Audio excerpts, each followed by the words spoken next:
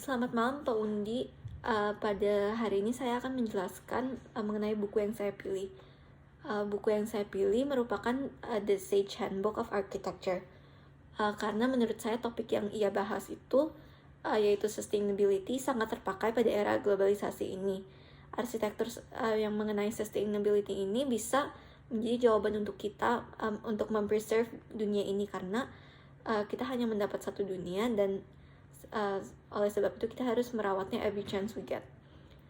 Terus secara spesifik saya memilih bagian ini karena bagian ini itu menurut saya sangat penting untuk kita mengerti apa saja yang dapat mempengaruhi sustainability dan bagaimana relasi dan tujuan dari penggunaan material dan seperti apa yang dianggap sustainable.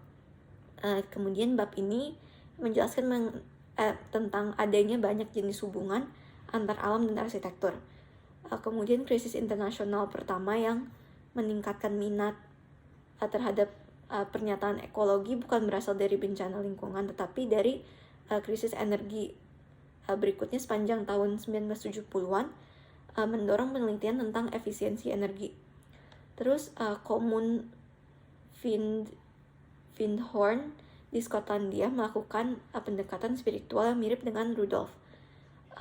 Sedangkan Hans Wurzer meyakinkan pemerintah kota Wina pada akhir 1970-an untuk mengizinkannya membangun proyek perumahan untuk menggunakan arsitektur biologis alternatif dengan pepohonan yang ditanam di dinding dan warna-warna cerah sehingga dekorasi menggunakan dekorasi neo-primitif.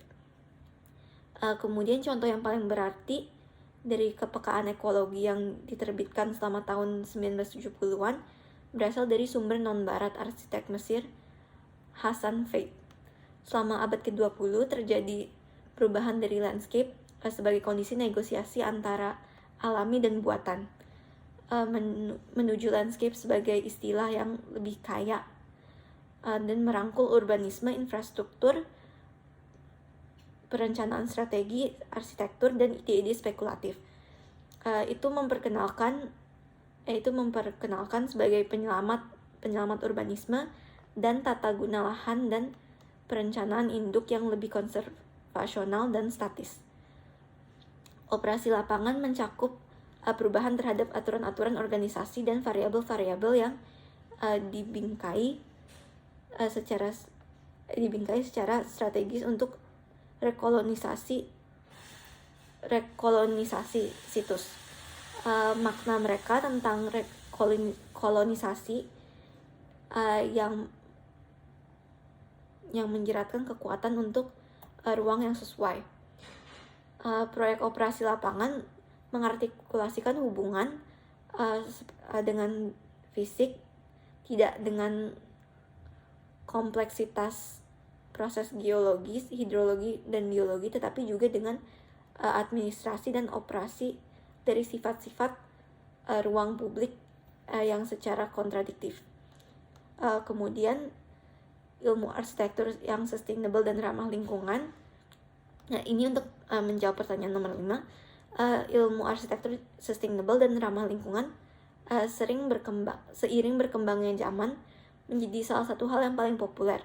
Sebab karena tingkat kepadatan kota itu semakin tinggi, ruang hijau yang tersedia itu semakin berkurang. Sehingga kesadaran akan pentingnya konsep berkelanjutan pun muncul. Hubungan bangunan dengan konteks alam sekitar itu menjadi salah satu pertimbangan dalam proses desain. Dan untuk menjawab pertanyaan nomor 6, menurut saya ilmu arsitektur itu adalah ilmu yang akan selalu berkembang.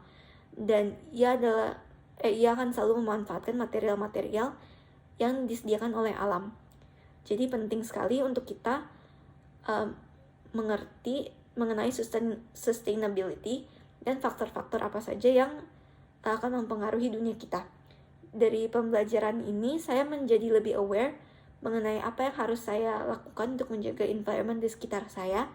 Dan sebagai arsitek saya juga mendapat ilmu baru dan sudut pandang baru tentang mengenai apa yang harus saya consider saat membangun dan bagaimana material-material yang saya gunakan nantinya akan berdampak pada sekitar saya. Terima kasih telah mendengarkan.